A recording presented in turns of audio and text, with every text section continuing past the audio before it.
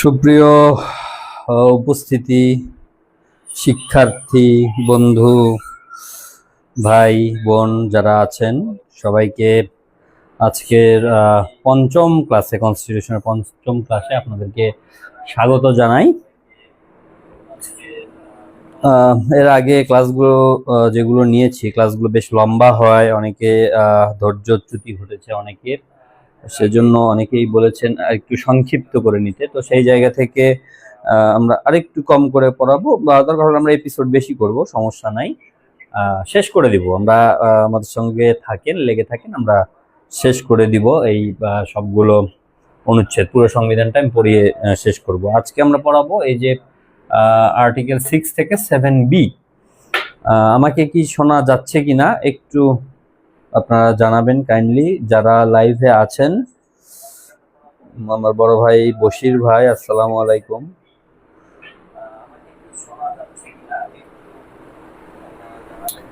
গণপ্রজাতন্ত্রী বাংলাদেশ সংবিধান, এই গণপ্রজাতন্ত্রী বাংলাদেশ সংবিধান, এটি আসলে বাংলাদেশের মূল মাদার ল। এটি দিয়েই বাংলাদেশের সকল কিছু পরিচালিত হয়। এই আইনের বেসিক যে জিনিসগুলো, এগুলো আমাদের সকল সচেতন নাগরিকের আসলে জানা প্রয়োজন, যাতে যে কোনো নেতারা বা যে কোনো বোদ্ধারা চট করে একটি কথা বলে বসলেন টিভিতে আমরা বা ফেসবুকে, এটা নিয়ে আমরা লেখা দেখলাম, দেখার পরে মানে সেটা নিয়ে আমরা কিছুই বুঝলাম না, তার কথাটি এককভাবে হজম করে নিলাম। এটা আসলে খুব দুঃখজনক এই যুগে এসে। এখন অনলাইনের যুগ, ডিজিটাল জামানা, এই সময়ে সবাই আমরা জানতে পারবো, টুকটাক করে শিখতে পারবো, বেসিক জিনিসগুলো জানলে ভালো। তো কথা না বাড়াই, কেন কি উদ্দেশ্যে, সবাই যেন, সবার জন্য সংবিধান, এই আমার যে সিরিজটি, এর নাম সবার জন্য সংবিধান। সবাইকে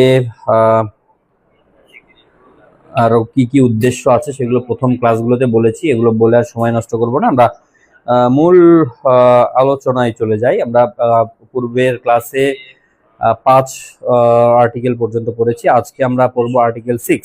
আর্টিকেল 6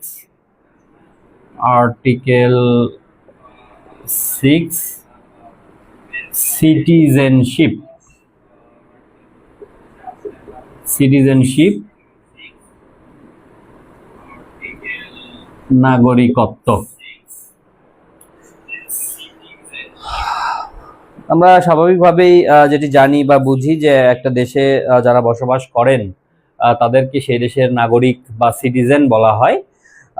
আমরা শুনে থাকি যে অমুক দেশে গিয়ে সেখানে সিটিজেনশিপ পাচ্ছে, এই কথাগুলো। তো এই সিটিজেনশিপটা আসলে কিভাবে বিবর্তিত হয় বাংলাদেশে, ক্ষেত্রে সিটিজেনশিপটা কিভাবে নির্ধারিত হয়, সেই আলোচনাগুলোই কিন্তু করা হচ্ছে এই যে আর্টিকেল 6। সেখানে আর্টিকেল 6 এর দুইটি পার্ট রয়েছে, 1 এবং 2। প্রথম পার্টে বলা হচ্ছে যে বাংলাদেশের যে সিটিজেনশিপ, বাংলাদেশের মানুষের যে নাগরিকত্ব, তা আইনের দ্বারা নির্ধারিত ও নিয়ন্ত্রিত হবে। সিটিজেনশিপ আইনের দ্বারা নির্ধারিত হবে, এটি বলা হচ্ছে সংবিধানে। অর্থাৎ দেশের একটি আইন থাকবে, সেই আইনে বলা থাকবে যে কারা এই দেশের সিটিজেন হবেন, নাগরিক হবেন, এবং নাগরিক হলে তাদের দায়িত্ব কি, কর্তব্য কি, এবং রাষ্ট্রের কাছ থেকে তারা কি কি সুবিধা পাবেন, এই জিনিসগুলো সব বিস্তারিত থাকবে এই যে নাগরিকত্ব আইন সেখানে। তো বাংলাদেশে যে নাগরিকত্ব মানে কেন্দ্র করে যে আইনটি, সেটি আসলে কোন আইন? প্রথমত যেটি আছে সেটি হলো the citizenship act. The citizenship act 1951, 1951 সালে এই দ্য সিটিজেনশিপ অ্যাক্ট হয়, সেই পাকিস্তান আমলে। এটার ভিত্তিতেই মূলত সমগ্র পাকিস্তানের নাগরিকত্বের যে আইনটি, সেটি মানে চলমান ছিল। পরবর্তীতে যখন বাংলাদেশ গঠন হয়, তখন এই আইনটি আছে, তার সঙ্গে আরো একটি আইন যুক্ত হয়, এর সঙ্গে আরো একটি আইন যুক্ত হয়, সেটি হলো বাংলাদেশ অর্ডার 1972। এটা টেম্পোরারি প্রভিশনস হিসেবে দেওয়া হয়েছিল, কিন্তু সেটাই এখনো পর্যন্ত বলবৎ আছে। সেটা বলা হচ্ছে বাংলাদেশ, আমি সংক্ষেপে লিখলাম, বাংলাদেশ টেম্পোরারি প্রভিশন।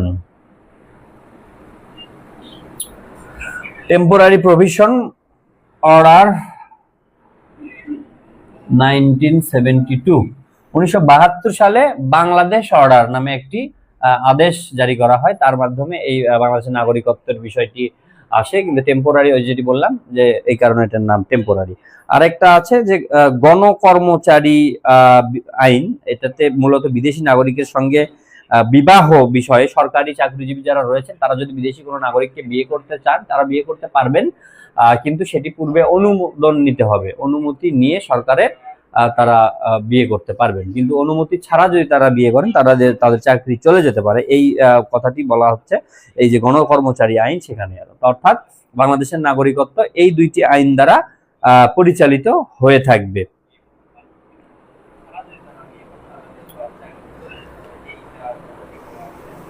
বাংলাদেশের নাগরিক কাদেরকে বলা হচ্ছে, এটা 21-এর 1 আর্টিকেলে আর বিস্তারিত বলা আছে। একটু সংক্ষেপে বলি যে বাংলাদেশের নাগরিক তারা যারা বাংলাদেশের সংবিধান এবং আইনকে যারা মান্য করবেন, বাংলাদেশের শৃঙ্খলা যারা রক্ষা করবেন, বাংলাদেশের নাগরিক দায়িত্ব যারা পালন করবেন এবং জাতীয় সম্পত্তি রক্ষা করবেন, এই ব্যক্তিদেরকে বলা হচ্ছে বাংলাদেশের নাগরিক। আচ্ছা, এখন নাগরিকত্ব হওয়ার ক্ষেত্রে নাগরিকত্বের উপাদান কি, কিভাবে মানুষ নাগরিক হয়, একটা দেশের নাগরিক কিভাবে হয়, এটি একটু আলোচনা করি।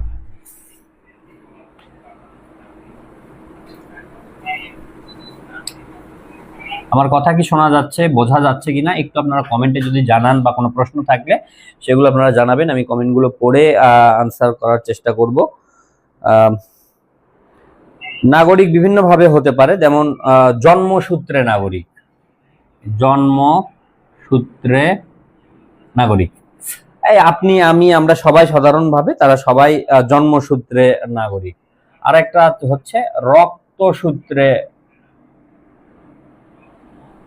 নাগরিক, মানে তার বাবা বা মা বাংলাদেশের নাগরিক, সে অন্য কোনো দেশে হয়তো জন্মগ্রহণ করতে পারে ওই বাবা মার ঔরসে, বাবার ঔরসে বা মায়ের গর্ভে, সে রক্তসূত্রে কিন্তু বাংলাদেশের নাগরিক হবে। আবার কি হয় বৈবাহিক সূত্রে, বৈবাহিক সূত্রে মানে বাংলাদেশের নাগরিক যখন কোনো বিদেশি নাগরিককে বিয়ে করে তখন সেই বিদেশি নাগরিক কিন্তু বাংলাদেশের বৈবাহিক সূত্রে নাগরিকত্ব কিন্তু লাভ করে।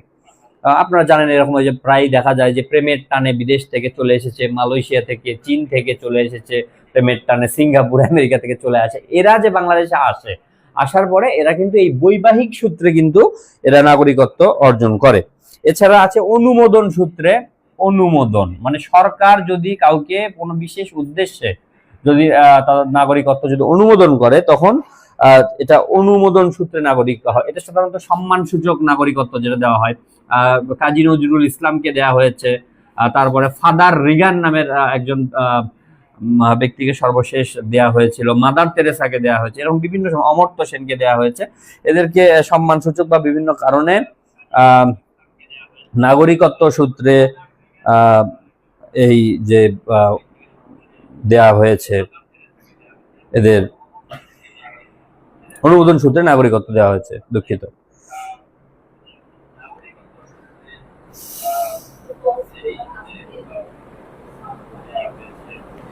তারপরে বিনিয়োগের মাধ্যমে নাগরিকত্ব হয়ে থাকে, যে বিদেশি কোনো নাগরিকে এটি মানে বিভিন্ন দেশে হয়ে থাকে যে এত পরিমাণ টাকা যদি ওই দেশে কেউ ইনভেস্ট করে তাহলে তাকে সেই দেশের নাগরিকত্ব দেয়া হয়ে থাকে, এটাকে বলা হয় বিনিয়োগ, বিনিয়োগের মাধ্যমে নাগরিকত্ব। তারপরে সম্মানসূচক দেয়া হয়ে থাকে যেটি বললাম। আমি একটু দুঃখিত, আমার একটা ফোন এসেছে, আমার একটু পিক করতে হবে, একটু আমাকে সময় দেবেন কাইন্ডলি।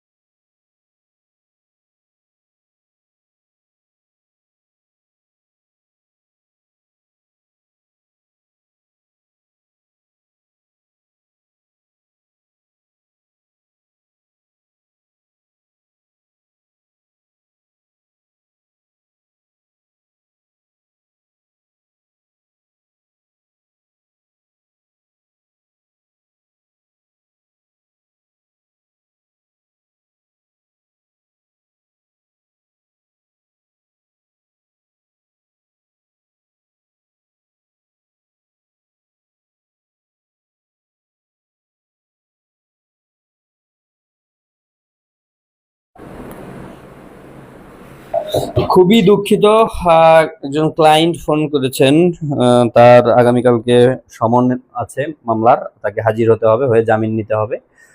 বিপদগ্রস্ত লোক, তাই বাধ্য হয়ে ফোনটা পিক করতেই হলো, কারণ ক্লাস শেষ হতে হতে তারা ঘুমিয়ে যেতে পারে, সকালবেলা আসতে হবে, তাই জানালাম। আচ্ছা, যাই হোক, আমরা আবার ক্লাসে ফিরে যাই। আচ্ছা, নাগরিকত্ব কি কি ভাবে মানুষ পায় আমি বললাম, জন্মসূত্রে, রক্তসূত্রে, বৈবাহিক সূত্রে, অনুমোদন সূত্রে, বিনিয়োগের সূত্রে, বিনিয়োগের সূত্রে, আর আরেকটা বললাম কি, সম্মান সূচক, সম্মান সূচক, সম্মান সূচক নাগরিকত্ব। এই যে এই বিষয়গুলো। এখন একটা বিষয় প্রশ্ন আসতে পারে যে 1951 সালের একটি নাগরিকত্ব আইন ছিল, থাকার পরে আবার 1972 সালে কেন আইনের প্রয়োজন হলো? এটি আসলে যারা 1971 সালের 25শে মার্চ থেকে যারা বাংলাদেশে বসবাস করেন তাদেরকে নাগরিকত্ব দেওয়ার জন্য মূলত এই আইনটি মানে সেই সময়ে তৈরি করা হয়। যেমন ধরেন, যুদ্ধের সময় বাংলাদেশের নাগরিক কেউ পড়াশোনা বা অন্য কোনো কাজে দেশের বাইরে ছিল, তো পরবর্তীতে তারা কি আর দেশের নাগরিক হবেন না? তো তাদেরকে নাগরিকত্ব দেওয়ার জন্য কিন্তু এই যে 72-এর আইনটি। আবার যারা ধরেন বিভিন্নভাবে, যেমন ধরেন বিহারি, তারপরে জেনেভা ক্যাম্প আছে, মোহাম্মদপুরে জেনেভা ক্যাম্প আছে, আপনারা জানেন। তারপরে মিরপুরে বিহারি কলোনি আছে।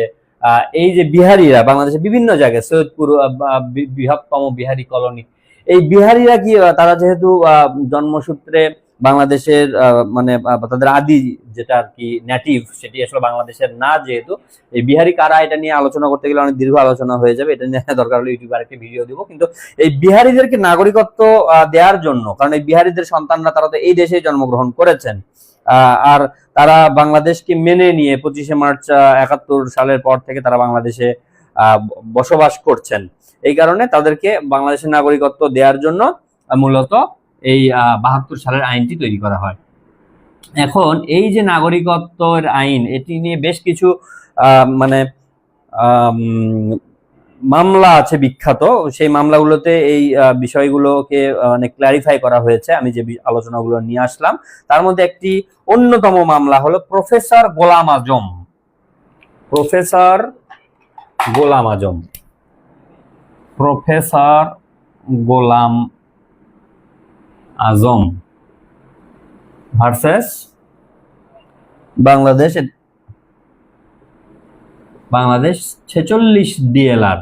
ডিএলআর হলো ঢাকা ল রিপোর্টস, মানে আইনের জার্নাল বলতে পারেন। প্রতি বছর যে আইনগুলো বা উচ্চ আদালত থেকে ব্যাখ্যা দেওয়া হয়, সেগুলোকে এই ডিএলআর এ লিপিবদ্ধ করা হয়, পরবর্তীতে সেগুলোকে বিচারিক নজির হিসেবে, আইন হিসেবে ব্যবহার করা হয়। তো প্রফেসর গোলাম আজম হলো ভাষা সৈনিক গোলাম আজম, যিনি বাংলাদেশ জামায়াতে ইসলামীর সভাপতির দায়িত্বে ছিলেন, আমিরের দায়িত্বে ছিলেন।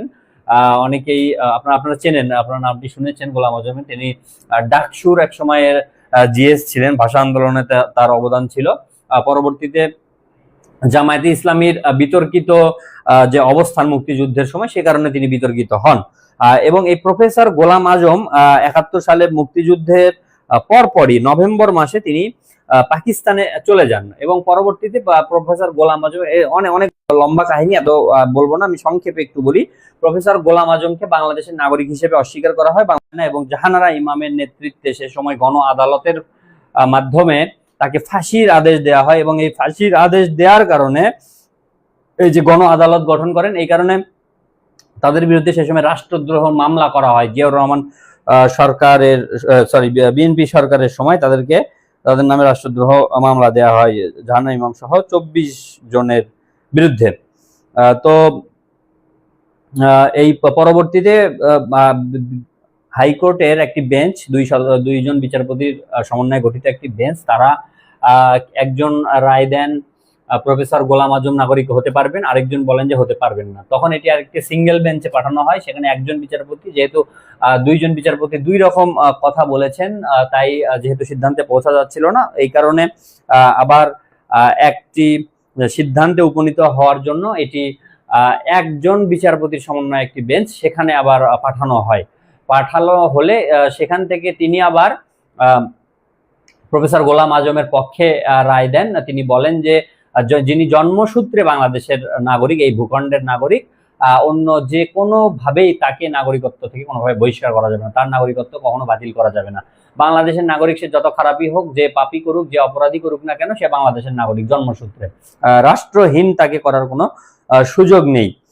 এবং পরবর্তীতে সরকার এই আদেশের বিপক্ষে আপিলের ডিভিশনে আবার আপিল করেন এবং সেখানেও আপিল বিভাগ এই রায়টি বহাল রাখেন এবং বলেন যে জন্মসূত্রে প্রফেসর গোলাম আজম যেহেতু বাংলাদেশের নাগরিক, তিনি বাংলাদেশের নাগরিক বলেই বিবেচিত হবেন, তার নাগরিকত্ব বাতিল করার কোনো সুযোগ নেই।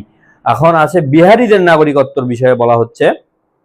মুক্তার আহমেদ বনাম বাংলাদেশ আদার্স 34 ডিআর একটা মামলা, সেই মামলায় বিহারিদেরকে বাংলাদেশের নাগরিকত্ব দেয়া হয়েছে। অনেকে বিহারিদেরকে বাংলাদেশের নাগরিক হিসেবে মানতে চান না বা তাদেরকে ছোট করার চেষ্টা করেন বিহারি, কিন্তু তারাও কিন্তু বাংলাদেশের প্রতি ভালোবাসা থেকে, বাংলাদেশের প্রতি সমর্থন জানিয়ে 71 সালের 25শে মার্চের পরবর্তীতেও কিন্তু তারা বাংলাদেশে যেহেতু অবস্থান করেছেন, সেই কারণে ওই যেটি বললাম যে দা বাংলাদেশ সিটিজেনশিপ অর্ডার 1972 সালে যে অর্ডার, সেই অর্ডারের মাধ্যমে এই বিহারিদেরকে কিন্তু বাংলাদেশের নাগরিকত্ব দেয়া হয়েছে।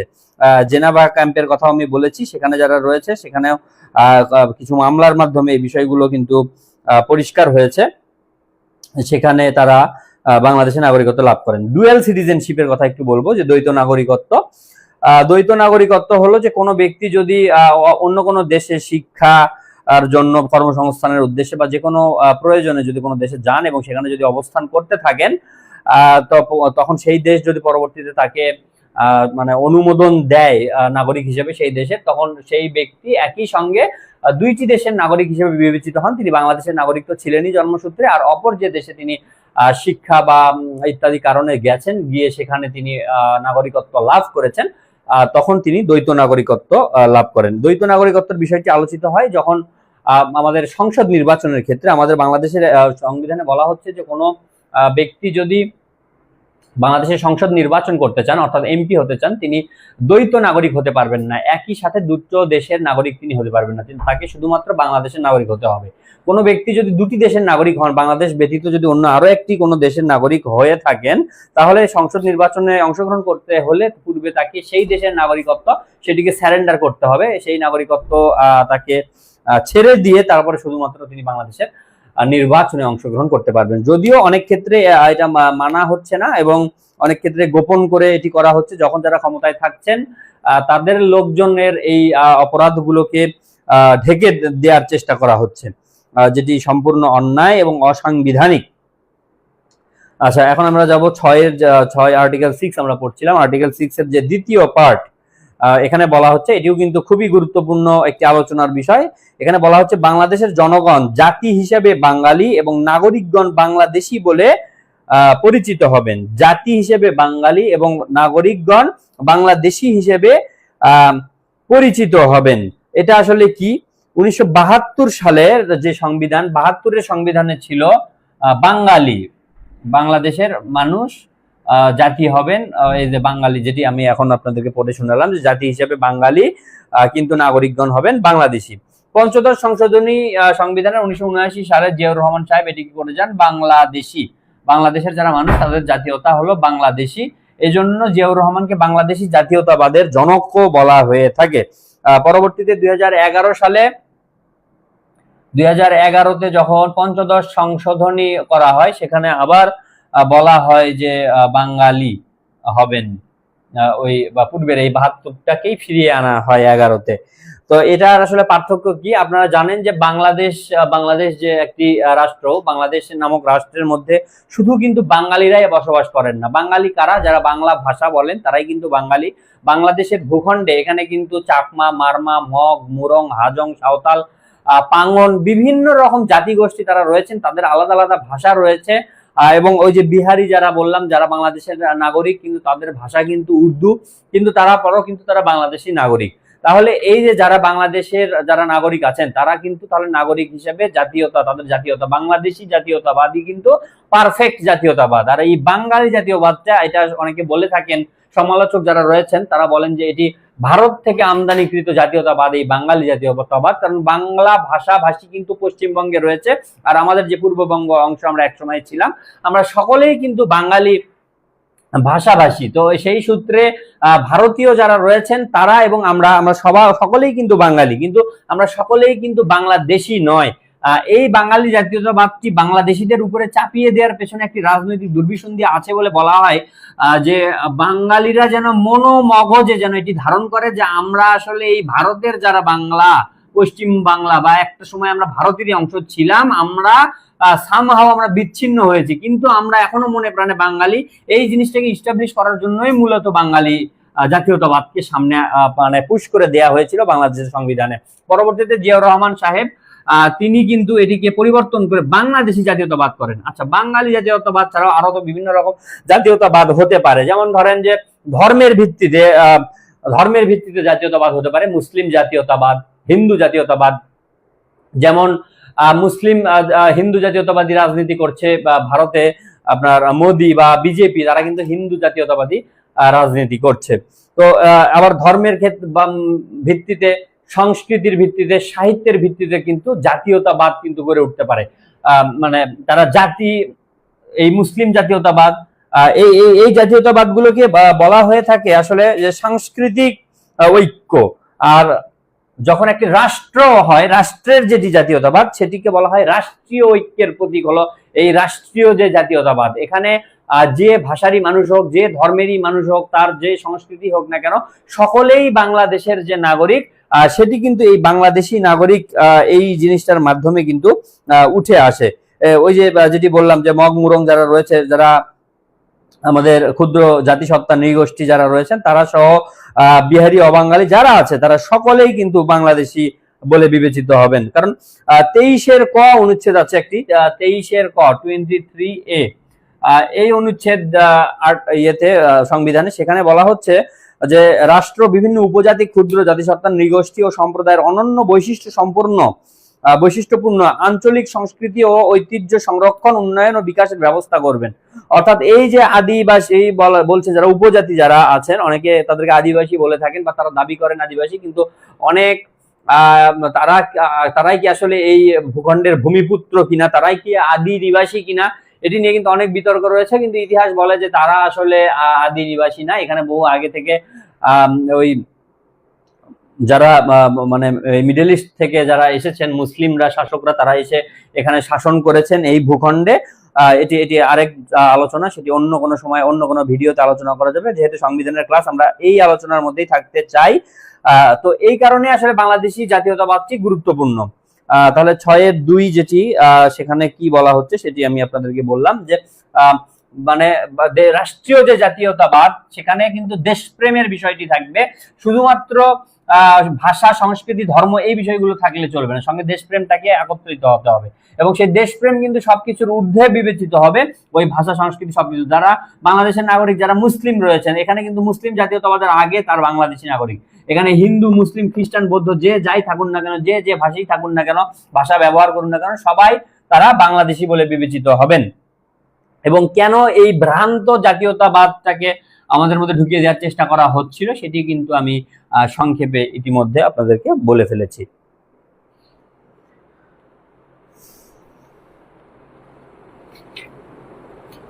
এবার আমরা পড়ব আর্টিকেল 7।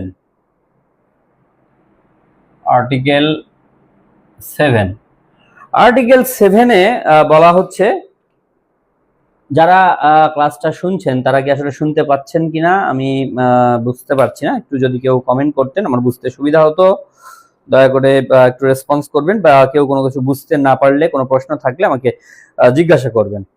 আর্টিকেল 7 যেটি, আর্টিকেল 7-এ বলা হচ্ছে যে প্রজাতন্ত্রের সকল ক্ষমতার মালিক জনগণ, এবং জনগণের পক্ষে সেই ক্ষমতার প্রয়োগ কেবল এই সংবিধানের অধীন ও কর্তৃত্বে কার্যকর হইবে। এখানে দুইটি পার্ট আছে, একটাতে বলা হচ্ছে যে বাংলাদেশের সকল ক্ষমতার মালিক জনগণ। আমরা কিন্তু অনেক সময় একটা কথা বলে থাকি যে বাংলাদেশের মালিক হলো জনগণ। বাংলাদেশের মালিক কি আসলে জনগণ? হ্যাঁ, 143 অনুচ্ছেদে কিন্তু এবং এই যে 13 অনুচ্ছেদে যে রাষ্ট্রীয় মালিকানার কথা বলা হয়েছে, সেগুলোকে ব্যাখ্যা করলে আমরা বলতে পারি যে হ্যাঁ, আমরা রাষ্ট্রের মালিক।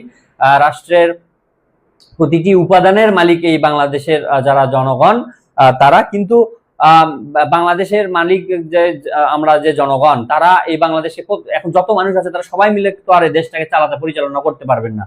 তাহলে এই মালিক কিভাবে দেশ চালাবে সেটি বলা হচ্ছে এই যে দ্বিতীয় অংশে, যে জনগণের পক্ষে সেই ক্ষমতার প্রয়োগ কেবল এই সংবিধানের অধীন ও কর্তৃত্বে কার্যকর হইবে। অর্থাৎ এই যে দেশের যে মালিকানার ক্ষমতা, বাংলাদেশ কিভাবে চলবে, মানে যে কোনো একটা জিনিসের যিনি মালিক তিনি তো নির্ধারণ করবেন যে এটি কিভাবে পরিচালিত হবে। তাহলে বাংলাদেশের মালিক যে এই দেশের জনগণ, তাহলে বাংলাদেশ কিভাবে পরিচালিত হবে সেটি কিন্তু এই বাংলাদেশের জনগণরাই ঠিক করবেন। এবং সেটি যখন ঠিক করবেন, সেটি কিভাবে ঠিক করবেন সেটি বলা হচ্ছে যে এই সংবিধানের অধীন এবং কর্তৃত্বে কিন্তু তারা চলবেন। তাহলে এই সংবিধানের অধীন এবং কর্তৃত্ব বলতে কি বোঝানো হচ্ছে? এই সংবিধানে বলা হচ্ছে যে বাংলাদেশের মানুষ নির্বাচনের সময় ভোটের মাধ্যমে তাদের জনপ্রতিনিধি নির্বাচন করবেন এবং সেই জনপ্রতিনিধিরা আইন তৈরি করে বাংলাদেশকে পরিচালনা করবেন এবং এই যে সংবিধান, এই সংবিধান মেনেই তারা সেই আইনগুলো তৈরি করে বাংলাদেশকে পরিচালনা করবেন। অর্থাৎ মালিক জনগণ ঠিক আছে, কিন্তু তারা সরাসরি কিন্তু সেই মালিকানা ভোগ করতে পারবে না। সেটিকে কিভাবে সেই মালিকানা এনজয় করবে বাংলাদেশের জনগণ, সেটিকে কিন্তু বলে দেওয়া হচ্ছে এই সংবিধানের এই ৭-এর ১ যে অনুচ্ছেদ সেখানে। এখানে আরেকটু বলবো, ৭-এর ২ বলবো এবার, সংবিধানের প্রাধান্য বা আচ্ছা এই যে আর্টিকেল 7, এটার নাম হলো সুপ্রিমেসি অফ কনস্টিটিউশন, মানে সংবিধানের প্রাধান্য, এটিকে বলা হচ্ছে এই সুপ্রিমেসি অফ কনস্টিটিউশন। আমি ৭-এর ১ এবার ৭-এর ২ আছে, এই ৭-এর ২টা এবার বলবো। ৭-এর ২-এ বলা হচ্ছে, সরি, ৭-এর ২-এ বলা হচ্ছে যে জনগণের অভিপ্রায়ের পরম অভিব্যক্তি রূপে এই সংবিধান প্রজাতন্ত্রের সর্বোচ্চ আইন। তাহলে সংবিধান প্রজাতন্ত্রের সর্বোচ্চ আইন, সংবিধান প্রজাতন্ত্রের সর্বোচ্চ আইন, এই যে সুপ্রিম ল হলো এই কনস্টিটিউশন। এই জন্য এই আর্টিকেলের নাম হলো সুপ্রিমেসি অফ কনস্টিটিউশন। এবং বলা হচ্ছে যে অন্য কোনো আইন যদি এই সংবিধানের সাথে অসামঞ্জস্যপূর্ণ হয় তাহলে সেই আইনে যতখানি অসামঞ্জস্যপূর্ণ ততখানি বাতিল হয়ে যাবে। অর্থাৎ কোন একটি আইন তৈরি হলো, এবিসি একটি আইন তৈরি হলো, এই আইনের মধ্যে এমন একটি বিধান আছে যে বিধানটি সংবিধানের যে বিধান আছে, সংবিধানের মধ্যে এই যে ১৫৩টি অনুচ্ছেদ, সেখানে যে কথাগুলো বলা আছে তার কোনো একটিকে ভায়োলেট করে বা অমান্য করে বা তার সঙ্গে সাংঘর্ষিক হয় এমন কোন একটি আইন যদি তৈরি করা হয়, সেই আইনটি সম্পূর্ণটাই যদি সংবিধানের সঙ্গে সাংঘর্ষিক হয় তাহলে সম্পূর্ণ আইনটি বাতিল হবে। আর সেই আইনের কোনো একটি বিশেষ অংশ যদি সংবিধানের সঙ্গে সাংঘর্ষিক হয় তাহলে শুধুমাত্র সেই অংশটি বাতিল হবে। কিন্তু কনস্টিটিউশনের যে সুপ্রিমেসি সেটি কিন্তু সবসময় প্রিভেইল করবে, যে কনস্টিটিউশন এটি সর্বোচ্চ আইন হবে, অন্য যা আছে এর সঙ্গে সাংঘর্ষিক সব কিন্তু বাতিল হয়ে যাবে। এই কথাটি বলা হচ্ছে কনস্টিটিউশনাল সুপ্রিমেসির ক্ষেত্রে। আচ্ছা, এখানে আরেকটা বিষয় আমরা এখন আলোচনা করব, কনস্টিটিউশনাল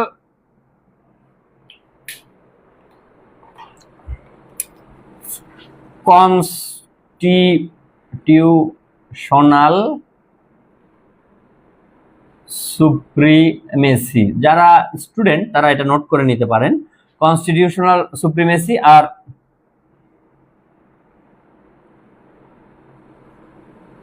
পার্লামেন্টারি সুপ্রিমেসি। কনস্টিটিউশনাল সুপ্রিমেসিতে বলা হয় যে এটার উদাহরণ হলো বাংলাদেশ, আর এটার উদাহরণ হলো ইংল্যান্ড। কনস্টিটিউশনাল সুপ্রিমেসির ক্ষেত্রে সংসদ থাকবে, কিন্তু সংসদ এই মানে কনস্টিটিউশন মেনে তারা আইন তৈরি করবে, কনস্টিটিউশনের সঙ্গে সাংঘর্ষিক কোনো আইন তৈরি করতে পারবে না। কনস্টিটিউশন যেভাবে বলেছে সেই মানে গাইডলাইন মেনেই আইন তৈরি করতে পারবে পার্লামেন্ট। আর পার্লামেন্টারির ক্ষেত্রে পার্লামেন্ট দেশের প্রয়োজনে জনগণের স্বার্থে যেটি মনে করবে যে এই মুহূর্তে এই আইনটি প্রয়োজন সেটিকেই তারা আইন হিসেবে গ্রহণ করতে পারবে। এবং এই যে ব্রিটেনের যে সংবিধান সেটি কিন্তু অলিখিত সংবিধান, আপনারা জানেন, আনরিটেন কনস্টিটিউশন বলা হয়। আর বাংলাদেশ বা ভারত এই যে কনস্টিটিউশন গুলো এগুলোকে রিটেন কনস্টিটিউশন বা লিখিত সংবিধান বলা হয়। এই লিখিত সংবিধানগুলো রিজিড, সহজে চেঞ্জ করা যায় না, সংশোধন করা যায় না, এবং এই ক্ষেত্রে সাধারণত কনস্টিটিউশনাল সুপ্রিমেসি থাকে, যে সংসদ কনস্টিটিউশন মেনে চলবে, আর অলিখিত যেখানে সেটা রিজিড না, সহজে পরিবর্তন সংশোধন করা যায়, এই দেশগুলোতে সংসদ যেটি পাশ করবে সেটি সবচেয়ে উপরে প্রাধান্য পাবে। আরেকটি বিষয় আলোচনা করব, সেটি হলো জুডিশিয়াল রিভিউ।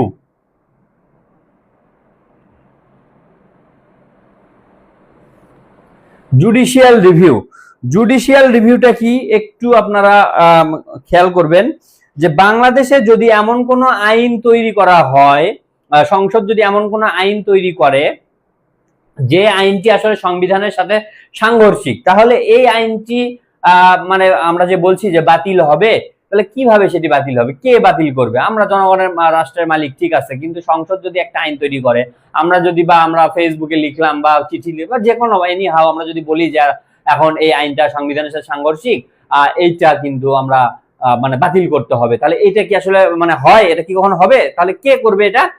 এটা করবে হলো সংবিধানের অভিভাবক বলা হয় supreme court of Bangladesh. Supreme court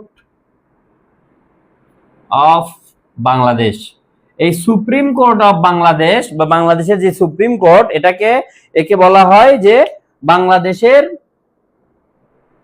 সংবিধানের অভিভাবক। মানে সংবিধান সঠিকভাবে কি মানা হচ্ছে কিনা, সংবিধানের সঙ্গে সাংঘর্ষিক কোনো আইন তৈরি হচ্ছে কিনা, বা দেশের মানুষের সাংবিধানিক যে অধিকার সেগুলো রক্ষা হচ্ছে কিনা, এই যে বিষয়গুলো, এগুলো কিন্তু এই সংবিধানের অভিভাবক যে সুপ্রিম কোর্ট, তারা কিন্তু চেক করে, সেটি মামলা করা যায়, রিট করা যায়, করলে তারা কিন্তু এই বিষয়গুলো চেক করে। এখন এই যে আইন যদি কোনো কিছু যদি সাংঘর্ষিক হয়, কোনো আইন যদি সাংঘর্ষিক হয় সংবিধানের সাথে, সেই আইনটা রিভিউ করবে কে? এই বিচার বিভাগ বা এই সুপ্রিম কোর্ট, তারা রিভিউ করবে যে এই আইনটা কি আসলেই মানে সংবিধানের সাথে সাংঘর্ষিক কিনা। যদি সংবিধানের সাথে সাংঘর্ষিক হয়ে থাকে এই আইনটি জুডিশিয়াল রিভিউ এর মাধ্যমে, সেই আইনটিকে কিন্তু তখন তারা বাতিল ঘোষণা করতে পারে। যেমন ষোড়শ সংশোধনী, 16th অ্যামেন্ডমেন্ট যেটি বলা হয় সংবিধানের 16th অ্যামেন্ডমেন্ট, এই 16th অ্যামেন্ডমেন্টটি কিন্তু মানে অসাংবিধানিক হিসেবে কিন্তু ঘোষণা করেছে আমাদের যে সুপ্রিম কোর্ট। এই এখানে যেটি বলা হচ্ছিল যে একটা জুডিশিয়াল কাউন্সিল থাকবে। আচ্ছা, এটা অন্য আলোচনা, এটা বলতে গেলে ওটাই একটা ক্লাস হয়ে যাবে, এটা আর না বলি। মানে জুডিশিয়াল রিভিউটা হয়তো আমি বুঝাতে পেরেছি। জুডিশিয়াল রিভিউ এটা প্রথম আসে যুক্তরাষ্ট্রে সংবিধানে, এই রিভিউটা সংযুক্ত করা হয়। মারবাড়ি ভার্সেস ম্যাডিসন একটা মামলা আছে, খুব বিখ্যাত মামলা, যারা আইনের ছাত্র আমাদের রয়েছেন, এটা 1803 সালের ইউএসএ তে এই মামলাটি হয়েছিল। সেই মামলায় ইউএস এর যে সুপ্রিম কোর্ট, তারা রায় দিয়েছিল এই জুডিশিয়াল রিভিউ এর পক্ষে, যে এই সংবিধান যেখানে সাংঘর্ষিক হবে সেখানে বাতিল হবে ওই আইনটি। তো এইটাকে বলা হচ্ছে জুডিশিয়াল রিভিউ। বাংলাদেশের ক্ষেত্রেও এটি কিন্তু প্রচলিত আছে। এই যে কিছুদিন আগে অন্তর্বর্তীকালীন যে সরকার গঠন করা হলো, আমাদের ইন্টেরিম গভর্নমেন্ট, ইন্টেরিম কি শব্দটা চেনা লাগছে? ইন্টেরিম হলো আমাদের ডক্টর ইউনূসের যে সরকার ছিল, ইন্টেরিম। হাসিনা তো আমাদের দেশের যে সংবিধান, সেখান থেকে তো তত্ত্বাবধায়ক সরকারকে বাতিল করে দিয়েছিল। তাহলে হাসিনা যখন চলে যায়, তখন আবার যে একটা নতুন তত্ত্বাবধায়ক সরকার আসলো, তাহলে এটা কিভাবে আসলো? এটার নাম কিন্তু তত্ত্বাবধায়ক সরকার ছিল না, এটাকে বলা হচ্ছিল ইন্টেরিম বা অন্তর্বর্তীকালীন সরকার। এই অন্তর্বর্তী সরকারকে সংবিধানের 100 অনুচ্ছেদ 106 আর্টিকেল 106, এই আর্টিকেল 106 তে বলা হচ্ছে যে বাংলাদেশের যদি কোনো জনগুরুত্বপূর্ণ যদি সাংবিধানিক প্রশ্ন ওঠে, যে বাংলাদেশ রাষ্ট্রের কোনো খুব গুরুত্বপূর্ণ প্রশ্ন যদি অ্যারাইজ হয়, যেটির সমাধান পাওয়া যাচ্ছে না, যেটা সাংবিধানিক ভাবে কিভাবে সমাধান করা হবে, বা কোনো সাংবিধানিক সংকট যদি উপস্থিত হয়, তখন যেটি করবেন যে বাংলাদেশের রাষ্ট্রপতি তিনি রেফারেন্স দিয়ে পাঠাবেন এটি সুপ্রিম কোর্টের কাছে। সুপ্রিম কোর্ট তখন এটি যাচাই বাছাই করে বা আইনের তাদের মতো করে একটি ব্যাখ্যা দিয়ে, তাদের মতো করে বলতে এটা তার মানে স্বেচ্ছাচারী ব্যাখ্যা দিলে তো অবশ্যই হবে না, আইনের আলোকে অন্যান্য দেশে কিভাবে প্রচলিত আছে বাংলাদেশের সংবিধানের যে প্রস্তাবনা, সেটার স্পিরিট, এই অনেকগুলো বিষয় তারা কিন্তু চিন্তা ভাবনা করে দেশের স্বার্থে এই যে আইনের ব্যাখ্যাটা করে থাকেন, করে রাষ্ট্রপতিকে পরামর্শ দেন, সেই অনুযায়ী ওই মুহূর্তে কিন্তু এই সাংবিধানিক সংকটটা দূর করা হয়। মানে পরামর্শ অনুযায়ী, সুপ্রিম কোর্টের পরামর্শ অনুযায়ী 106 অনুচ্ছেদ অনুযায়ী কিন্তু এই যে ইন্টারিম গভর্নমেন্ট, সেই ইন্টারিম গভর্নমেন্ট কিন্তু গঠন করা হয়েছিল। এবার বলবো আর্টিকেল 7(a)।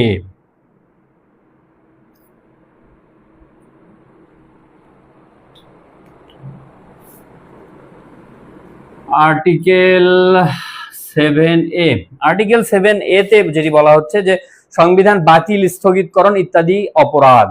এই সংবিধান বাতিল, কোনো ব্যক্তি যদি শক্তি প্রদর্শন বা শক্তি প্রয়োগের মাধ্যমে বা অন্য কোনো অসাংবিধানিক পন্থায় যদি মানে বাংলাদেশের সংবিধানকে বাতিল, রদ, রহিত, স্থগিত করার যদি ষড়যন্ত্র করে, তাহলে ষড়যন্ত্র যদি করে এবং বাংলাদেশের মানে আইনের ভাষায় আর একটু কঠিন ভাবে বলা হচ্ছে যে না, বাংলাদেশের নাগরিকের আস্থা, বিশ্বাস, প্রত্যয় পরাহত করে বা করার উদ্যোগ গ্রহণ করে, ষড়যন্ত্র করে, এরকম যদি হয় তখন এটাকে বলা হবে রাষ্ট্রদ্রোহিতা। রাষ্ট্রদ্রোহিতা বা সেডিশন, সেডিশন, এটাকে রাষ্ট্রদ্রোহ বা সেডিশনের আইন বলা হয়। 124 ধারায় 124(a)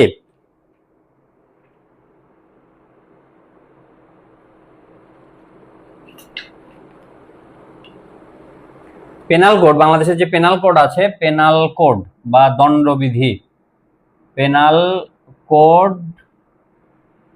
দণ্ডবিধির 124(a) এই ধারায় হলো শাস্তির কথা বলা হচ্ছে যদি এই সংবিধানের যদি এই 7 ক অনুচ্ছেদ অনুযায়ী যদি সংবিধান বাতিল, স্থগিত করা হয়। এখানে আবার বলা হচ্ছে 7 ক এর যে সেকেন্ড পার্ট, সেখানে বলা হচ্ছে যে এরকম কোনো কাজ করতে গিয়ে যদি সহযোগিতা করে বা উস্কানি দেয়, তাদের সবার ক্ষেত্রে কি হবে সেটি বলা হচ্ছে 3-এ, তৃতীয় অংশে বলা হচ্ছে যে তারা দোষী ব্যক্তি প্রচলিত আইনে অন্যান্য অপরাধের জন্য নির্ধারিত যে দণ্ড, তার মধ্যে সর্বোচ্চ দণ্ডে দণ্ডিত হবেন। তাহলে প্রচলিত আইনটি হলো এই পেনাল কোডের 124(a) রাষ্ট্রদ্রোহের ক্ষেত্রে এই আইনের সর্বোচ্চ শাস্তির কথা বলা হচ্ছে যাবজ্জীবন এবং সর্বনিম্ন শাস্তির কথা বলা হচ্ছে 3 বছর শাস্তি। তো এটা প্রচলিত আইনের যে সর্বোচ্চ যে শাস্তি, সেই শাস্তিটি কিন্তু দিতে হবে, সেটির কথা বলা হচ্ছে। তো এটা এটা এটা বলা হচ্ছে 7(a) তে। আর 7(b) আর একটা আছে, এটি এই যে 24-এর যে গণ অভ্যুত্থান, এই গণ অভ্যুত্থানের পরে এই 7(b) যেটি আর্টিকেল 7(b) সেটিকে বাতিল করে দেয়া হয়েছে। এই 7(b) তে কি বলা হচ্ছে খুব সংক্ষেপে বলবো, যেহেতু এখন আর এটি আসলে নাই, আইনটা বাতিল করা হয়েছে, কিন্তু কি ছিল সেটি একটু অল্প করে আপনাদের জানার প্রয়োজন। এখানে বলা হচ্ছে যে সংবিধানের 142 অনুচ্ছেদে যা কিছুই থাকুক না কেন, 142 অনুচ্ছেদে কি আছে, যে সংবিধান সংশোধনের কথা বলা হচ্ছে, যে কোনো প্রয়োজনে সংবিধান সংশোধন করা যাবে। সেগুলো কোন কোন প্রয়োজন, কোন কোন ক্ষেত্রে, এগুলো আমরা পরে জানবো 142 যখন পড়বো। তো এখানে বলা হচ্ছে 142-এ যাই বলা থাকুক না কেন, সংবিধানের প্রস্তাবনা বা প্রিয়াম্বল যেটাকে বলা হয়, আমি পড়িয়েছি আপনাদেরকে, এবং সংবিধানের প্রথম ভাগের সকল অনুচ্ছেদ, সংবিধানের অনেকগুলো ভাগ রয়েছে, সেই প্রথম যে ভাগ, সেই প্রথম ভাগের প্রথম যে চ্যাপ্টার, সেই চ্যাপ্টারের প্রজাতন্ত্র, মানে এই 7 খ পর্যন্ত, 1 থেকে 7 খ, মানে এই প্রথম ভাগটা আমরা ইতিমধ্যে পড়িয়ে শেষ করেছি। এই প্রথম ভাগের যতগুলো মানে বিধান আছে এবং দ্বিতীয় ভাগের যতগুলো বিধান আছে, দ্বিতীয় ভাগে হলো আর্টিকেল 8 থেকে আর্টিকেল 25 পর্যন্ত। এই যে এগুলো আমরা পড়বো ধীরে ধীরে পরবর্তী ক্লাসগুলোতে। তারপরে বলা হচ্ছে নবম ক ভাগে, যেটা বলা হচ্ছে নবম ক, জরুরি আইনের কথা বলা হচ্ছে, জরুরি অবস্থা ঘোষণা করা যায়। তারপরে এই এবং হলো 11 ভাগের 150 অনুচ্ছেদ এবং এই সংবিধানের যে মৌলিক কাঠামোগুলো, এগুলো পরিবর্তন, প্রতিস্থাপন, রহিতকরণ, এগুলো করা যাবে না। মানে ওই 7(a)টাই কিন্তু আবার একটু চেঞ্জ হয়েছে 7(b)তে। 7(a)টার উদ্দেশ্য ছিল যে সংবিধান সংশোধন করা যাবে না বলা হচ্ছে, করলে তার বিরুদ্ধে রাষ্ট্রদ্রোহ হবে এবং শাস্তি হবে। তাহলে কি সংবিধান একেবারে সংশোধন করা যাবে না? যাবে, কিন্তু সেটা সাংবিধানিক পদ্ধতিতে সংবিধান সংশোধন করতে হবে। সাংবিধানিক পদ্ধতিটা কি, সেটি কি সংবিধানের পরবর্তীতে আমরা কিন্তু আলোচনা করব। আর্টিকেলগুলোতে বলা আছে যে কি পদ্ধতিতে সংবিধান সংশোধন করা যাবে। তো সংবিধানে যে পদ্ধতির কথা বলা আছে, সেই পদ্ধতিতে শুধু সংবিধান সংশোধন করা যাবে। এর বাইরে বন্দুকের নলের মুখে বা ক্ষমতা দিয়ে বা জোর করে বা অন্য কোনো অসাংবিধানিক পদ্ধতিতে সংবিধানকে সংশোধন করা যাবে না। এটি মূলত 7(a) আর্টিকেলের কথা এবং 7-এর বিতেও কিছু নির্দিষ্ট আইনের কথা মানে প্রভিশনের কথা বলা হচ্ছে যে এগুলো হলো কোনোভাবেই সংশোধন করা যাবে না, যে 142 অনুচ্ছেদ অনুযায়ী সংবিধান সংশোধনের যে কথা বলা আছে সেভাবেও সংশোধন করা যাবে না, এটা বলা হচ্ছে 7-এর বিতে। কিন্তু পরবর্তীতে দেখা গেল যে এটিকে কিন্তু বাতিল করে দেয়া হয়েছে, আর যে সংশোধন প্রয়োজনে করতে যদি হয় তাহলে যেন করা যায়, সেই কারণে এইটাকে করা হচ্ছে, পরিবর্তনশীল হিসেবে বলা হচ্ছে। তো বেসিক স্ট্রাকচার বলা হয় যেগুলো, সেগুলোকে চেঞ্জ করা যাবে না, এখানে এটা বলা হয়েছিল। এই বেসিক স্ট্রাকচার কি, এটাকে বলা হয়, বাংলাদেশের বিখ্যাত একটি মামলা রয়েছে আনোয়ার হোসেন চৌধুরী এবং বাংলাদেশ 1989 সালের একটি মামলা। এই মামলায় সংবিধানের বেসিক স্ট্রাকচার কোনগুলো সেগুলোর কথা কিন্তু বলা হয়েছে। আরো বিখ্যাত মামলা রয়েছে গোলকনাথ বনাম state of Punjab all India report, এটা আপনারা জানেন যারা আইনের ছাত্র। কেশবানন্দ ভারতী মামলা ভার্সেস স্টেট অফ কেরালা 1973 মামলা। এই আইনগুলোতে বেসিক স্ট্রাকচারের কথা বলা হয়েছে, যে বেসিক স্ট্রাকচার কি আসলে কোনগুলোকে বলা হবে। তো এই বাংলাদেশের যে বেসিক স্ট্রাকচার গুলো সেগুলো সংশোধন করা হবে না, এটি বলা হয়েছিল যে 7-এর খ, সেখানে এখন সেই আইনটি বাতিল করা হয়েছে। তো আমি পূর্বে যে ক্লাসগুলো নিয়েছিলাম, ক্লাসগুলো বেশি দীর্ঘ হওয়ায় অনেকে ধৈর্যচ্যুতি ঘটছিল, তো সেই কারণে ভেবেছি এখন থেকে অল্প অল্প করে আর্টিকেল পড়াবো। 6 এবং 7 পড়াতেই কিন্তু কয়েকটা হয়ে গেল, 6-এর ক, 7-এর ক, 7-এর খ, 5টা আর্টিকেল কিন্তু আমরা পড়ে ফেলেছি। তো অল্প অল্প করে পড়াবো যাতে ক্লাসগুলো বেশি দীর্ঘ না হয়। তারপরেও ক্লাস অনেক দীর্ঘ হয়ে গেল, এই ক্লাসটি রেকর্ডেড থাকবে, পরবর্তীতে আমরা দিয়ে দিব গ্রুপে এবং আমার আইডিতে এবং আমার যে ইউটিউব চ্যানেল আছে সেখানে দিয়ে দিব। আর এটা আমাদের ফেসবুক গ্রুপ, এই ফেসবুক গ্রুপেও থাকবে। আবার এই যে আমাদের হোয়াটসঅ্যাপ বলছি, ইউটিউবের যে আমাদের চ্যানেল সেখানেও থাকবে, আপনারা চাইলে সেখান থেকে পরবর্তীতে দেখতে পারবেন রেকর্ডেড ক্লাসগুলো। আর মাঝখানে ক্লাসের অল্প একটু সময় যাওয়ার পরেই ইন্টারনেটের ব্যাঘাত ঘটার কারণে সংযোগ বিচ্ছিন্ন হয়ে যায়, সেই কারণে একটু ক্লাসটা হ্যাম্পার হয়েছিল, এটা আপনারা দয়া করে ক্ষমা সুন্দর দৃষ্টিতে দেখবেন। আজকে পর্যন্তই। প্রশ্ন আমি পাইনি তেমন কেউ, অনেকেই এসেছেন, জয়েন করেছেন, দেখেছেন। এখনো আমার এখানে দেখাচ্ছে 8 জনের মতো লাইভ দেখছেন, কিন্তু কারো কাছ থেকে কোনো প্রশ্ন পাইনি। সৈয়দ ওয়াসি মাহমুদ সৌহার্দ্য তিনি বলছেন নাইস, আচ্ছা থ্যাংক ইউ। আজকে আর ক্লাস দীর্ঘায়িত করব না, এখনকার মতো বিদায় নিচ্ছি। আবার পরবর্তী ক্লাস কখন হবে আমি আবার ওই গ্রুপে পোস্টের মাধ্যমে জানিয়ে দেব, আপনারা লাইভ অ্যাটেন্ড করার চেষ্টা করবেন, তাহলে প্রশ্নগুলো উত্তর সরাসরি জিজ্ঞাসা করে নিতে পারবেন যদি কোনো প্রশ্ন থাকে। আর যারা মানে লাইভ মিস করলেন তারা এই রেকর্ডেড ক্লাসটা বা এই লাইভের কমেন্টে গিয়ে প্রশ্ন করতে পারবেন, সেখানে প্রশ্ন আমার চোখে পড়লে বা চোখে পড়বে ইনশাল্লাহ, আশা করা যায়, আমি সেখানে গিয়ে আপনাদেরকে এটা অ্যান্সার করার চেষ্টা করব। আর যদি আরো বিস্তারিত অ্যান্সারের প্রয়োজন হয়, দরকার হলে ছোট ভিডিও করে এটার অ্যান্সার আমি দিয়ে দেওয়ার চেষ্টা করবো ইনশাল্লাহ। তো এখনকার মধ্যে এ পর্যন্তই, কথা হবে আবারও। আল্লাহ হাফেজ, আসসালামু আলাইকুম।